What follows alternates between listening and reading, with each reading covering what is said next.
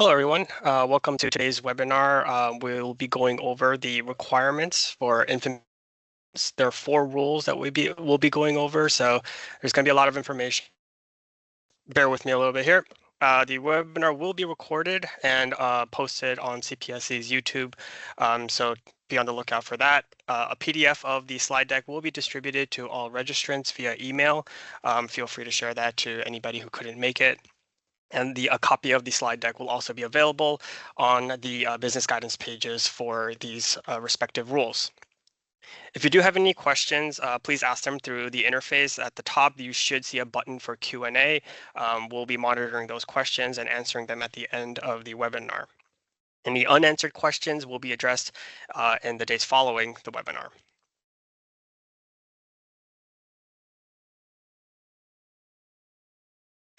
So today we'll be going over the infant pillow ban, the requirements for nursing pillows, infant support cushions, and then finally a brief overview of the requirements for infant sleep products because there may be some overlap with those requirements. We'll also be going over some other applicable requirements to these types of products, and then finally we'll have a Q&A session at the end, time allotting.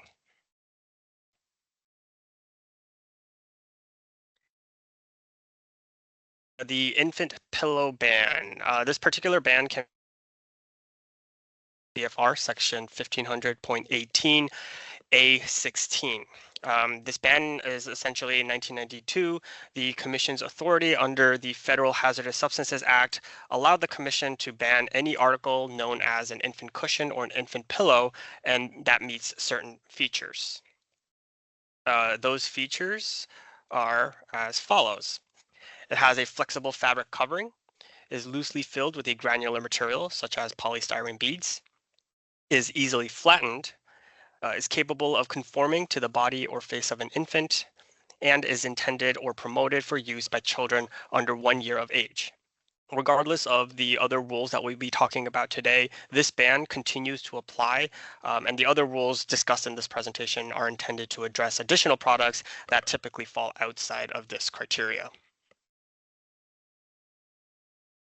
There is an exemption for this ban for nursing pillows designed to be used only as a nursing aid. That particular exemption can be found at the reference there, 16 CFR section 1500.86 A9.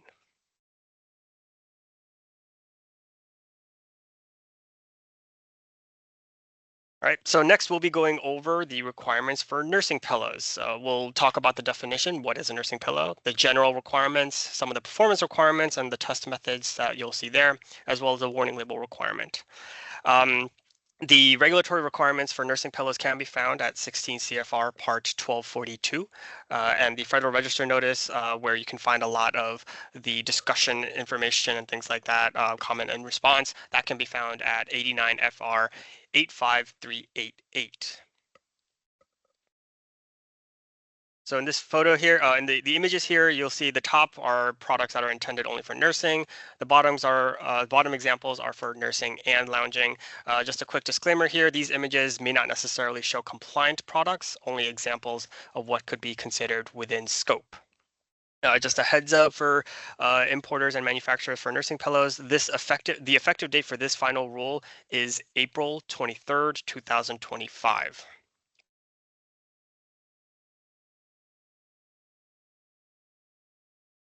So first up, what is a nursing pillow? Well, it is any product that is intended, marketed, or designed to position and support an infant close to a caregiver's body while breastfeeding or bottle feeding, including any removable covers or slip covers sold on or together with such a product. The product itself can rest upon, wrap around, or be worn by the caregiver in a seated or reclined position. The definition specifically excludes maternity pillows, sling carriers, and soft infant or toddler carriers.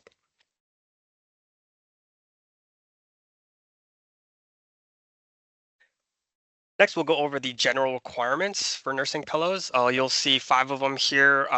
These will overlap with some of CPSC's requirements for children's products in general.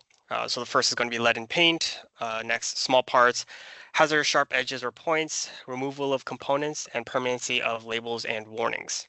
The removal of components requirement essentially means that Any removal of a component cannot then present a small part, sharp edge, or sharp point.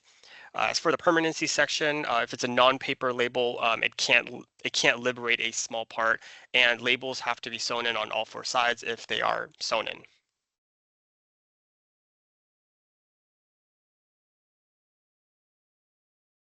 Next here we have the performance requirements. You'll see the list, and we'll go through each of them in a little more detail. So first is firmness. So the force to displace 1 inch into the infant support surface and the inner wall using the 3-inch head probe must exceed 10 newtons. This test is conducted 3 times with a 3-inch separation for each of those places where you're testing it. Next is the infant containment. The 9-inch head probe must extend beyond the opening of the product, and the outer half of the probe cannot contact the inner wall of the opening. So the examples that you'll see here, the circle is the 9-inch head probe, the profile of the 9-inch head probe, and the first photo on the left shows a passing test, and the picture on the right shows a failing test because the product itself wraps around the upper half of the probe. With a caregiver attachment, the requirements pretty much remain the same. You got to make sure that the product itself doesn't wrap around the top half of the probe. So on the left here, you'll see that it passes because the product itself with the caregiver attachment is not touching the upper half. And then on the right side, you'll see there is contact with the upper half, so that would be a fail.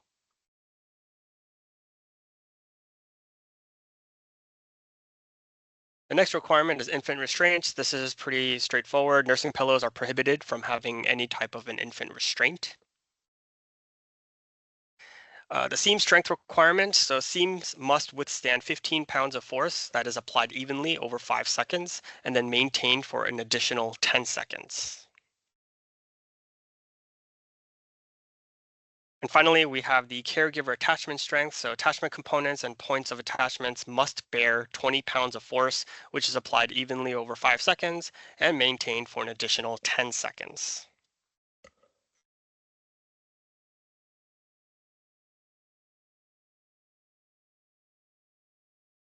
Here you'll see a visual example of the warning label. This is a text and format example only. This label may not necessarily be to scale. You'll need to adjust the label accordingly to your specific product. This label must be visible to the caregiver while placing the product in the manufacturer's recommended use position on or against the caregiver's body.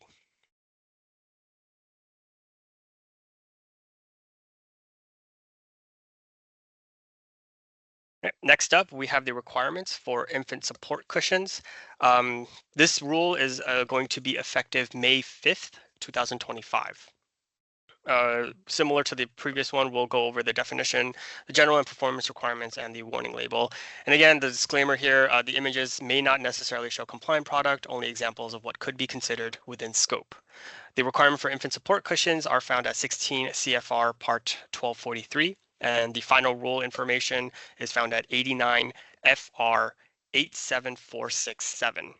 What I forgot to mention for the nursing pillow rule, the titles here are hyperlinked to the business guidance pages on cpsc.gov. So once you have the PDF, you can click on it and it'll take you directly to the business guidance page.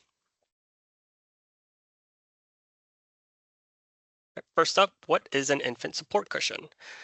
That's an infant product that is filled with or comprised of resilient material and is marketed, designed, or intended to support an infant's weight or any portion of an infant while reclining or in a supine, prone, or recumbent position, including any removable covers or slip covers sold on or together with such a product. This scope specifically excludes other durable infant or toddler products except for nursing pillows that can also be used as an infant support cushion.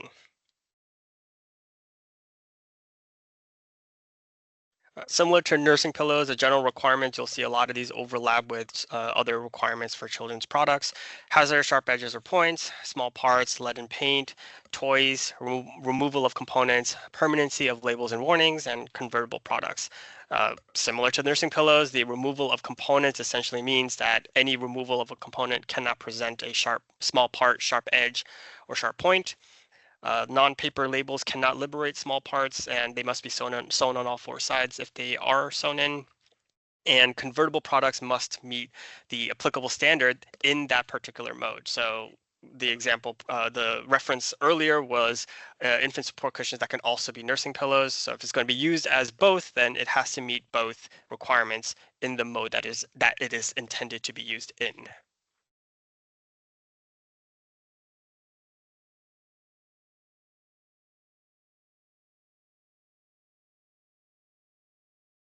Next here we have the performance requirements. Again, we'll go through these in a little more detail.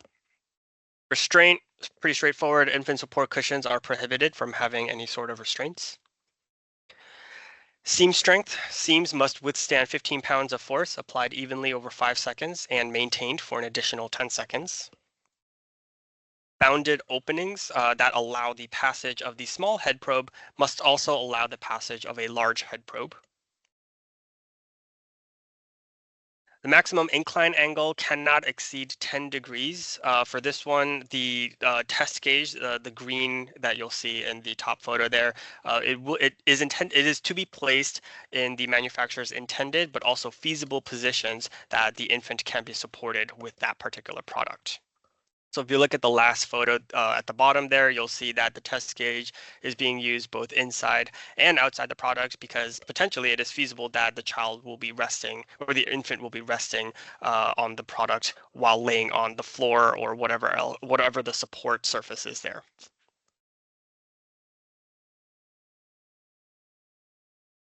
Firmness, the force to displace 1 inch into the occupant support surface, the sidewall, and the intersection of the sidewall and the occupant support surface using the 3-inch head probe must exceed 10 newtons. This, similar to the nursing pillows, this is tested 3 times with a 3-inch separation between each test site. And the images there show how you can test the occupant support surface as well as the sidewall and the intersection of the sidewall. Finally, we have the sidewall angle. They must exceed 90 degrees. Using that head probe, using that probe that you see there, you can measure the angle and just make sure that it exceeds 90 degrees for the sidewall.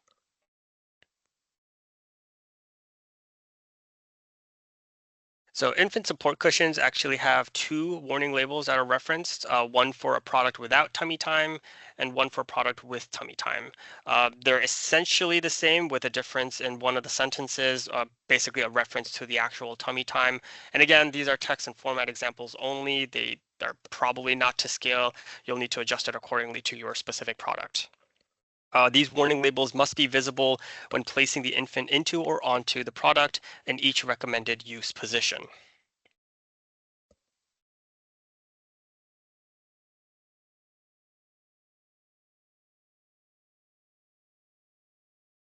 Okay, now we'll get into the requirements for infant sleep products. We're briefly going to be touching on this subject. If you're looking for more information or more detailed information, we do have an in-depth webinar back in January 2024. You'll find that on our YouTube channel. It talks about infant sleep products, incline sleepers, crib bumpers, etc. And so it's a good source of information there. Another disclaimer here, image examples may not necessarily show compliant products, only examples of what could be considered within scope. The requirements for infant sleep products are currently in place, and they can be found at 16 CFR Part 1236. So an infant sleep product is a product marketed or intended to provide a sleeping accommodation for an infant up to 5 months of age, and that is not already covered under any of the following regulations. And that's going to be bassinets and cradles, full-size baby cribs, non-full-size baby cribs, play yards, and bedside sleepers. So if your product falls into one of those 5 categories, it is not an infant sleep product. It must meet those regulations.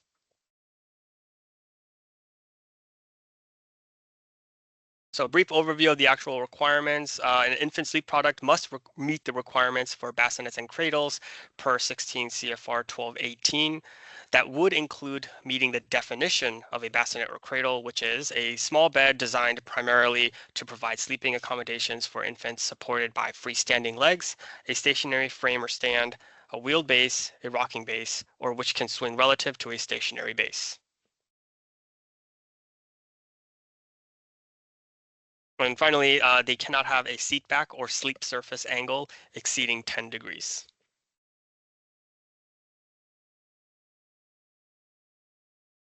There are some general requirements for infant sleep products. We're not really going to go into too much details, but you'll see that again, a lot of these will overlap with CPSC's general requirements for children's products.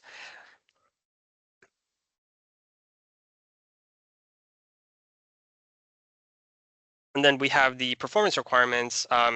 Again, go view the infant sleep products webinar for more details on these requirements. The test methods for these requirements can be found in ASTM F2194 as modified by 16 CFR 1218. It is important to note that CPSC has approved modifications specific for the mandatory requirements for bassinets and cradles. So you cannot just reference ASTM F2194 for your test methods. There are some changes that were made by CPSC staff.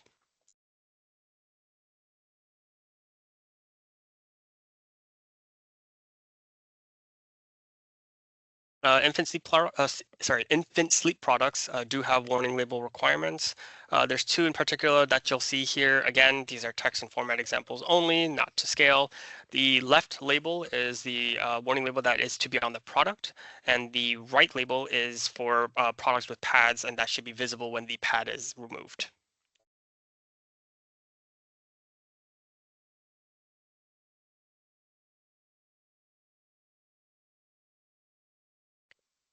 The last section here we'll go over are other applicable requirements for the products that we've just mentioned, excluding the infant pillow ban. So there's other testing requirements like and tracking label, product labeling, registration forms, and certification that we'll be going over.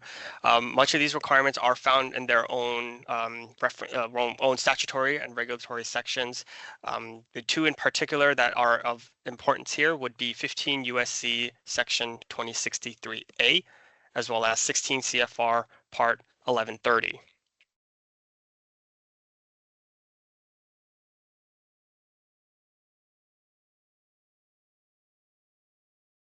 So as far as testing requirements goes, so the first is going to be third-party testing.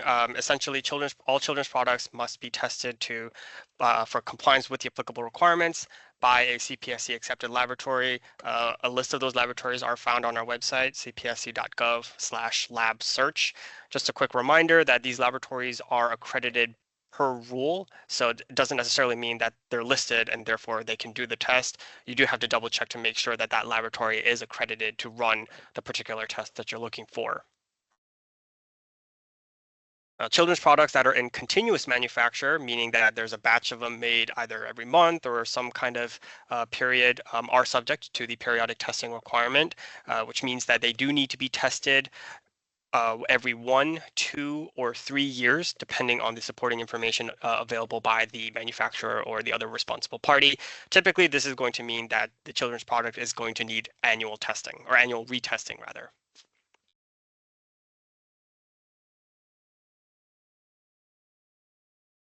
So the other testing requirements, the actual testing rules, one of them would be the small parts ban. This was mentioned in a lot of the other previous rules. That one's found as 16 CFR Part 1501. You also have the lead and paints and similar surface coatings, 16 CFR 1303, and the total lead content requirement, 15 USC Section 1278A.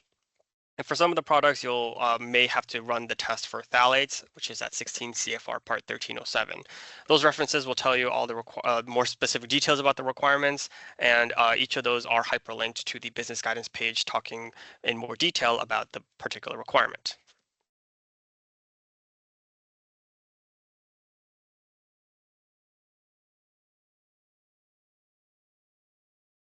So all durable infant or toddler products are subject to product labeling.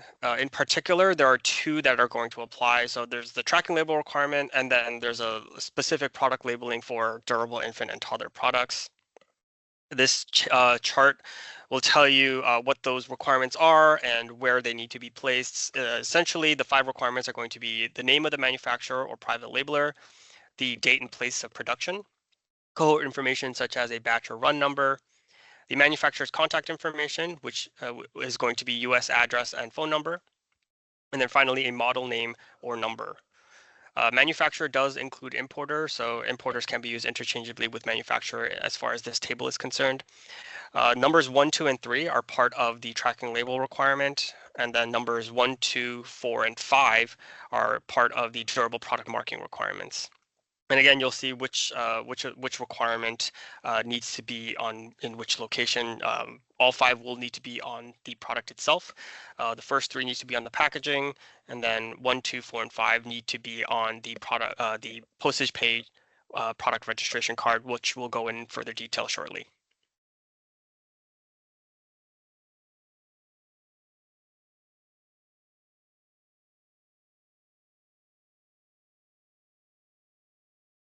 So the registration form, all durable infant or toddler products must have a postage paid card attached to the product itself. The cards must be in English. They are sized such that each half is at least 3.5 by 5 by 0.007 inches, separated by a perforation. Firms must also have a website or email if no website is available for electronic registration. This is not an either or. You do need to have both the physical registration form as well as the electronic website or email. Business reply mail service is provided by the United States Postal Service. It is not a CPSC service. For questions on the business reply mail, please contact the email address shown on the screen there.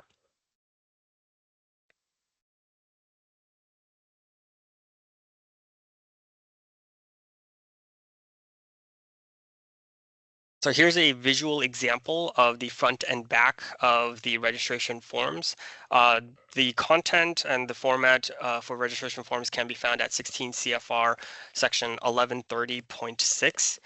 Much of this formatting is prescribed, including some of the wording. So I would definitely recommend against deviating from this particular formatting. Just kind of copy and paste and fill in what needs to be changed for your particular firm and product.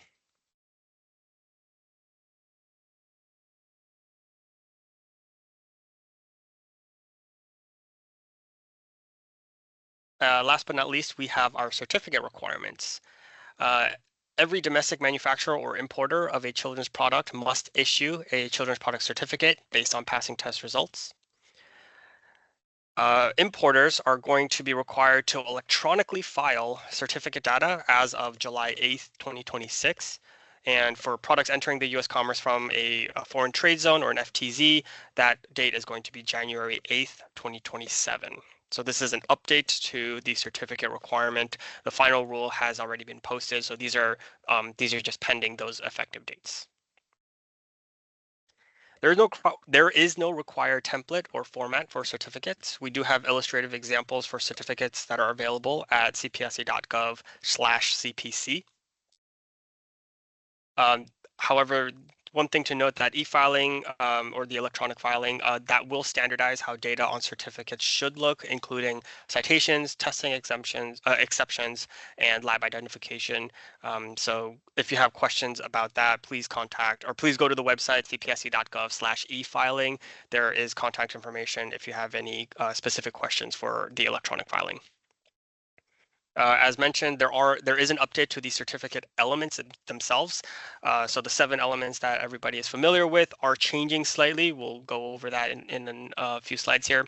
But the specific details for the final rule can be found at 90 FR 1800. That final rule will also have the e-filing requirement as well. It is kind of folded in to the general certificate requirements at 16 CFR 1110.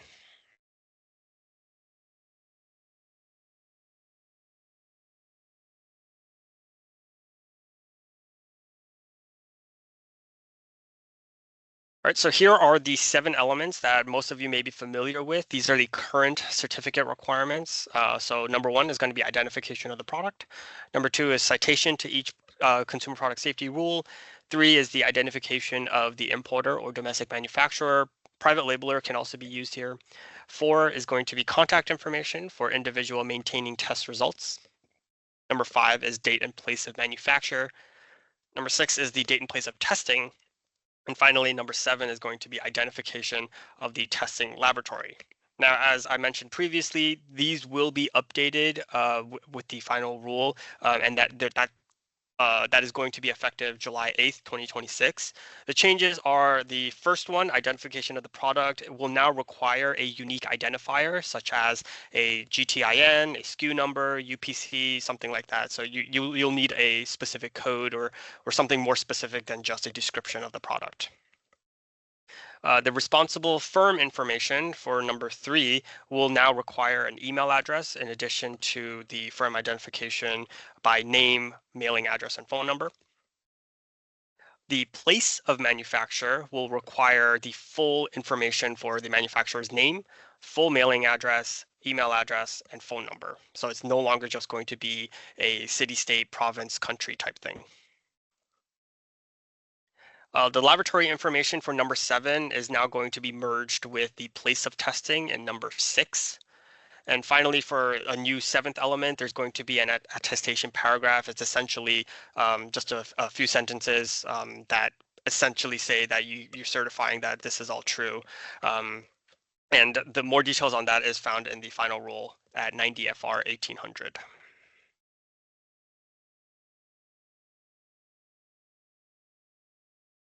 So because of the changes, I'm only really going to be going over one section here, the citation to the safety rules. The 3 requirements that we went over for nursing pillows, infant support cushions, and infant sleep products, the citation can just look like that, 16 CFR part something, and then dash the product.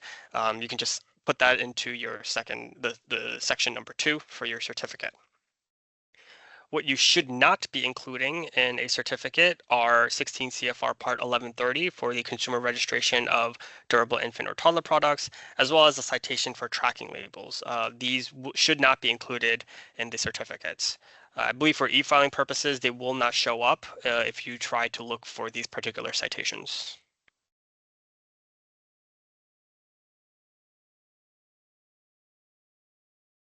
Okay, and that is the end of the webinar. Our contact information is available there. If you have any questions, please feel free to reach out.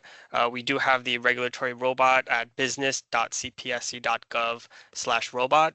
That'll walk you through a series of questions and spit out a final report that has the most likely requirements that apply to your particular product. It's a great place to start if it's your first time manufacturing, first time importing a particular type of product. And we also have our business guidance library at cpsc.gov/guidance library that compiles all of our business guidance pages. The list is searchable, so there should be a search bar somewhere near the top, and you can start typing in a particular product area. If there's a guidance page for it, it'll automatically update the table to show you if such page exists, if there's a regulatory citation for it, or if there is an FAQ page related to it. Okay, so now we'll be going into some of the questions that have been streaming in here.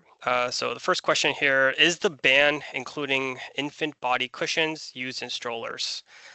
So essentially the ban is if it meets that particular criteria, then it's going to be considered within scope.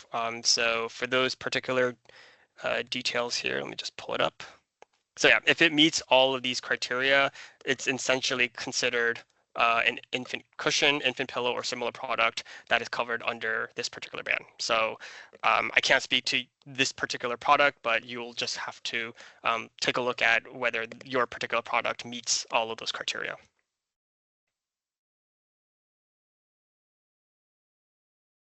Are warning labels for nursing pillows and infant support cushions required to be in color, or can they be in grayscale? I do believe I'll have to defer back to the Federal Register notice for that. So to definitely go back to the final rules for those. I'm not entirely sure if it mentions color. If it doesn't specifically mention color, I do believe it means it can be in grayscale.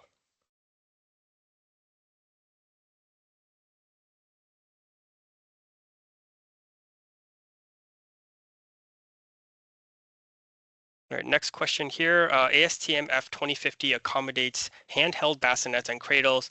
Is this standard considered an infant sleep product standard?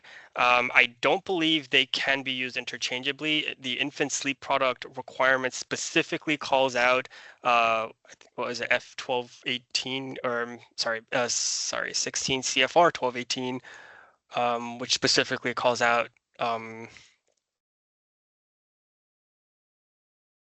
which ASTM standard was it?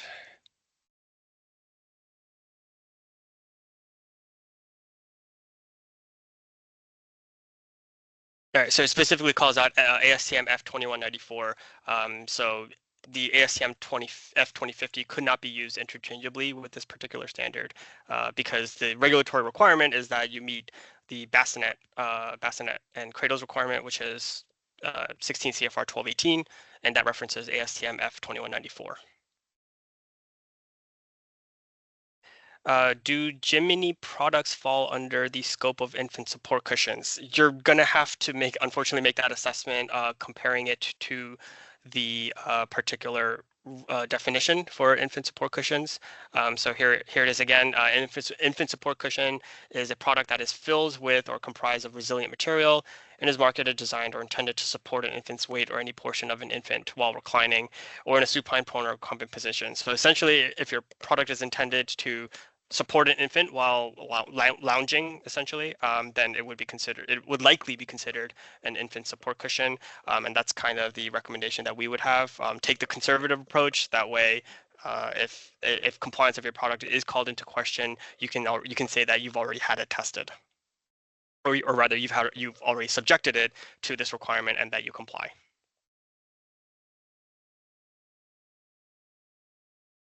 Next question here. Cushions or seat pads sold as accessories for strollers to allow infants to fit more comfortably in a stroller seat. Many of these modify the seating position to be closer to lay flat.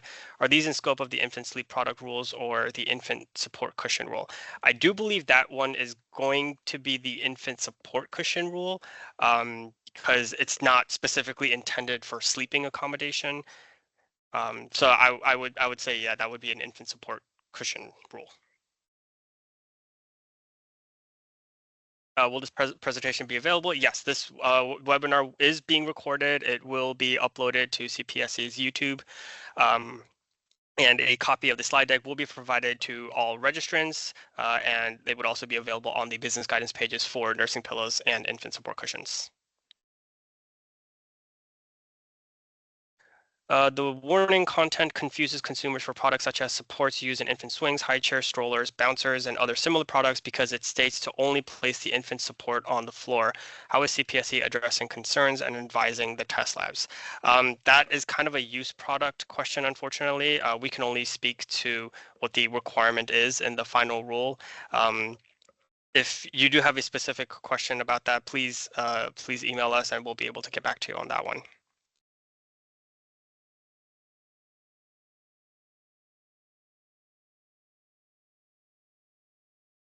Here's a question here. I'd like to know if the self-feeding nursing pillows are still allowed to be sold in the US market. They are pillows with an elastic mesh net to hold the bottle at the infant's neck area. That's a tricky question. I'm not entirely sure, but theoretically, if it meets all those requirements, then it complies. But the fact that there is a other potential hazard there may not necessarily be addressed by all of these mandatory requirements. So that's something that may have to be looked at a much more holistic level, just kind of like, does the product as a whole become too problematic or potentially too problematic, and can pose a defect or hazard, basically, that's not addressed by the regulatory violation. So unfortunately, I don't have a great answer for that, but technically speaking, if it meets all those requirements, then you've met the mandatory requirements, but that doesn't really absolve you from potentially having a defect or other type of hazard.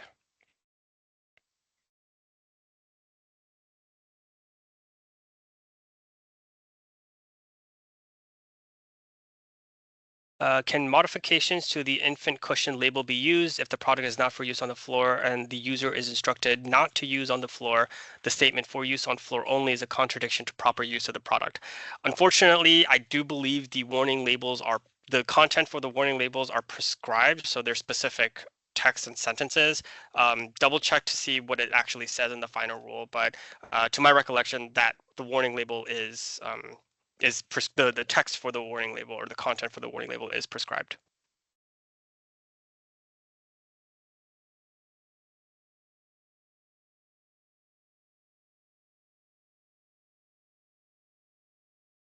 What requirements would be I guess, infant sleep product that is not intended for sleep be subject to? Would it be subject to infant support cushion or infant sleep product requirements? So the difference between the infant support cushion and the infant sleep product is primarily what the product is intended to be used for. If the product is intended to be used for sleeping accommodations, then it's going to be an infant sleep product. And if it's not, but still supporting the child's weight in some way, then it would likely be considered an infant support cushion.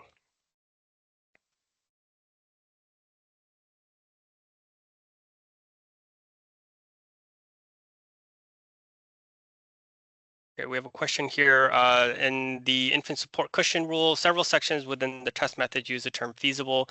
Can you clarify the meaning of feasible? Particularly for the occupant support surface firmness test, it requires folding or layering parts of the product and tested if it's feasible. I do believe this is basically talking about, partially talking about the manufacturer's intended use positions. So definitely follow that. And then, beyond that, I guess it's more of an assessment of the product and how it can be used, which is kind of where that feasibility is. We can certainly get back to you with more detailed information on that one after this webinar.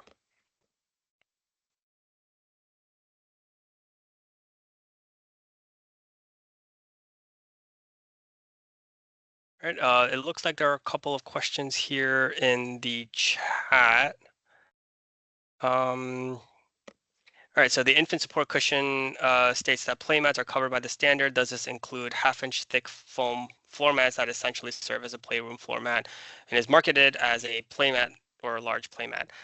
So from our perspective, we can only tell you what the actual definition is. So if the product meets that particular definition, then technically it falls within scope for the infant support cushion rule, and therefore it needs to be subjected to that particular requirement. If you do have more specific questions, feel free to send them in and we'll be able to address those accordingly. Can you repeat where to find the deck and get the recording? So the recording of this will be on CPSC's YouTube. So youtube.com/USCPSC. And then just look for infant support cushion or infant pillows webinar, and you'll be able to find the recording. It will be under the business education playlist if that helps refine your search.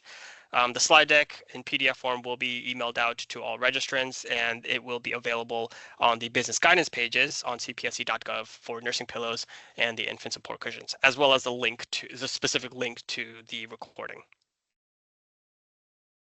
Can the products manufactured before May 5th still be legally sold after May 5th, regardless if they meet? I do believe that's going to depend on the specific scope of the particular product. If you bear with me here.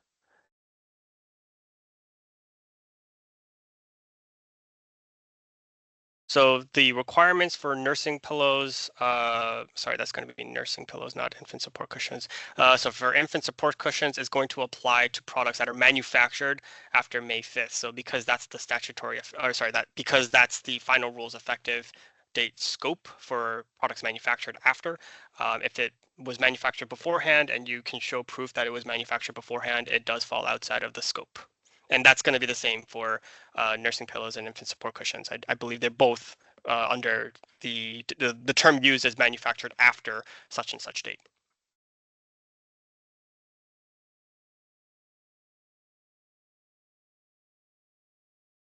Can CPSC provide a video of how to test the products for firmness, especially on infant lounger products in the scope? Unfortunately, that would be more of a question for our technical staff. We can certainly relay that information. For now, I do believe there are some visual examples that are in the briefing packages that may be of help, particularly for testing labs that are looking for guidance specific to how to test the actual product.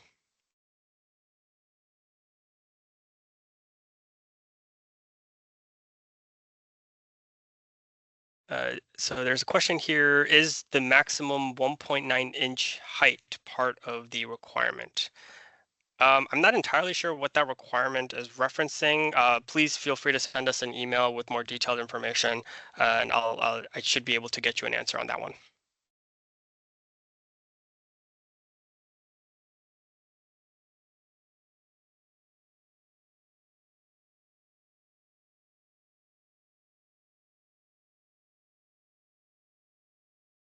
All right, there are a few questions here regarding scope. Again, we can't really give scope determinations, so please send us an email and we can give you some more in-depth guidance on that one. Um,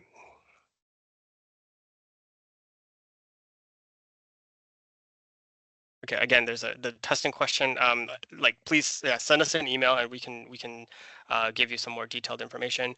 The email address for follow-up questions, please send them. Here we go. The contact information here, cpsc.gov/SBO contact for the contact form, and the email address is there.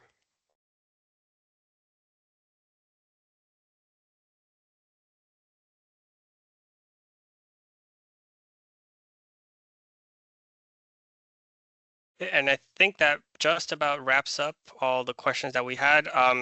Again, feel free to contact us with questions you may have. We'll get to them as we can. And I hope you guys found this entertaining and somewhat informative. If you're looking for the recording, it will be on CPSC's YouTube, youtube.com/USCPSC. And the links to the YouTube video as well as downloading the slide deck will be available on cpsc.gov, the business guidance pages for nursing pillows and infant support cushions. Thank you for attending and hope you guys have a very nice day.